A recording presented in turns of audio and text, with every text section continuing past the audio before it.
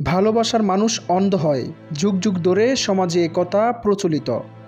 ভালোবাসার মানুষের জন্য আত্মত্যাগের অসংখ্য গল্প ছড়িয়ে আছে। ৩৫ বছর বয়সী নারী উম্মে শাহিদিনা টুনির গল্প যেন এর চেয়ে কোনো অংশে কম নয়। যিনি নিজের কিডনি দিয়ে স্বামীর জীবন বাঁচিয়েছিলেন, সেই স্বামী সুস্থ হয়ে জড়িয়ে পড়লেন পরকীয়া ও অনলাইন জুয়ায়। শুধু তাই নয়, স্ত্রীকে মারধর করে বাড়ি থেকে বের করে দিয়ে প্রেমিকার সঙ্গে বসবাস করছেন তিনি। অমানবিক ও হৃদয় বিদারক এই ঘটনাটি ঘটেছে সাভারের কলমা এলাকায়। অকৃতজ্ঞ স্বামী তারেকের বিরুদ্ধে নারী নির্যাতনের মামলা করেছেন টুনি। বিয়ের মাত্র ২ বছরের মাথায় টুনি জানতে পারেন তার স্বামী মোহাম্মদ তারেকের দুটি কিডনি প্রায় অচল। তাকে বাঁচাতে নিয়মিত ডায়ালাইসিস ছাড়া আর কোনো উপায় নেই। অথচ এর মাত্র ১ বছর আগে সন্তানের মা হয়েছেন টুনি। সংসার জীবনেও সবে ২ বছর পার হয়েছে। এমন সময়ে এই দুঃসংবাদ তার জীবনের সব কিছু লণ্ডভণ্ড করে দেয়। তবে ভালোবাসার বাঁধন বড়ই শক্ত।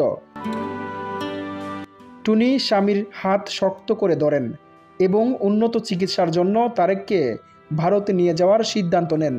পরিকল্পনা মাফিক ভারতেই শুরু হয় তারেকের চিকিৎসা।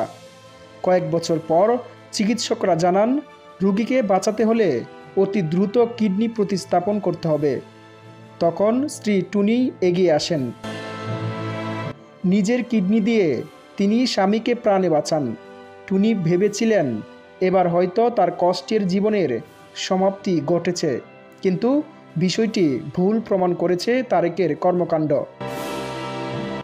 সুস্থ হয়েই তারেক জড়িয়ে পড়েন পরকীয়ায়। ডিভোর্সি এক নারীর প্রেমে আসক্ত হয়ে পড়েন। পাশাপাশি অনলাইন জুয়ার নেশাও পেয়ে বসে তাকে। যেই স্ত্রীর কারণে তিনি নতুন জীবন ফিরে পেলেন, একসময় তাকে এই মারধর করতে শুরু করেন।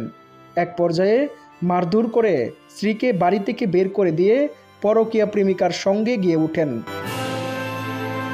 ঘটনার বর্ণনা দিয়ে টুনি গণমাধ্যমকে বলেন, তারেককে কিডনি দেওয়ার পর আমার শারীরিক অবস্থা ক্রমশ অবনতির দিকে চলে যায়। ৭ দিন আইসিইউতে রাখা হয়।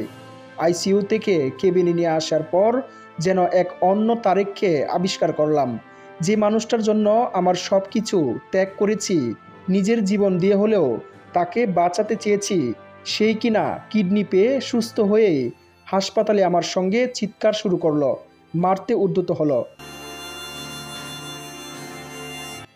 আমার এক খালা কেন অপারেশনের টাকা আগের টাকা পাঠাতে দেরি করেছিল, এমনটা বলে চিল্লাচিল্লি করলো। সেদিন তারেকের এমন কর্মকাণ্ড দেখে হাসপাতালের চিকিৎসকরাও অবাক হন। এরপর আমাদের দুজনকে সেই চিকিৎসক তার চেম্বারে ডেকে নেন, যিনি অপারেশনটা করেছিলেন। সেখানে তারেককে উদ্দেশ্য করে তিনি বলেন, যদি তোমার মা হয়, তোমার জন্মদাতা এই নারী তোমার জীবনদাতা। এর কারণে তুমি পুনরায় জীবন পেয়েছ, সুস্থতা ফিরে পেয়েছ। তার সঙ্গে কিভাবে এমন দুর্ব্যবহার করতে পারলে? এরপর চুপ হয়ে যান তারেক। পরে আমরা দেশে ফিরে আসি। ঢাকায় ফেরার পরেই টুনির জীবনে নেমে আসে নরক। টুনির ভাষ্য অনুযায়ী সুস্থ হয়ে তারেক নতুন কোনো চাকরি কিংবা ব্যবসা শুরু তো দূরের কথা, উল্টো স্ত্রীকে চাপ দেন উপার্জনের সব টাকা তার হাতে তুলে দিতে এবং শ্বশুরবাড়ি থেকে আরও টাকা নিয়ে আসতে।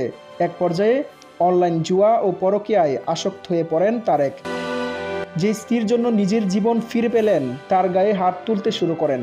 টুনি আরও বলেন, বিভিন্ন সময় কাজের অজুহাতে ঢাকায় গিয়ে সময় কাটাতো তারেক।